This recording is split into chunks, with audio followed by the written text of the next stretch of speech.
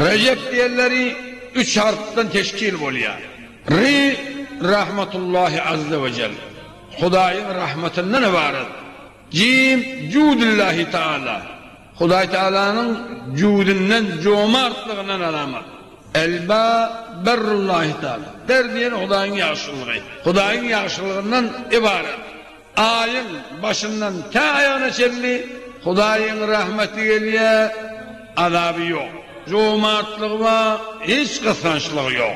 Yaşlılığı var, hiç yamanlığı yok. Şu ayda şehirli yardayım. Ondan sonra şu 3 harften teşkil ver, Recep ediptirler. Recep ayı tohum tepmeli ay, Şaban'la suvarmalı ay, Ramazan ormalı aydı. Recep ayında tağatın tohumunu tepmese, Şaban ayında göz yaşı bilen onu suvarmasa, o zaman nehiller Ramazan'la rahmet oruğuna orsun deyip.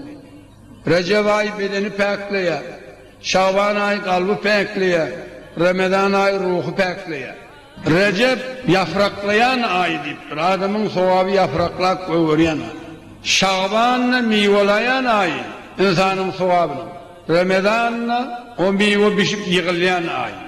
Siz Recep ayında ibadet etmeye dursanız, sevap ağacınız yaprakla buraya. Şaban ayında onu ibadet etseniz, inni ağacınız meyvela buraya. O zaman Ramazan ayı gelse de onun sevabını yığıyan olcalar, sevapları iyi oluyor.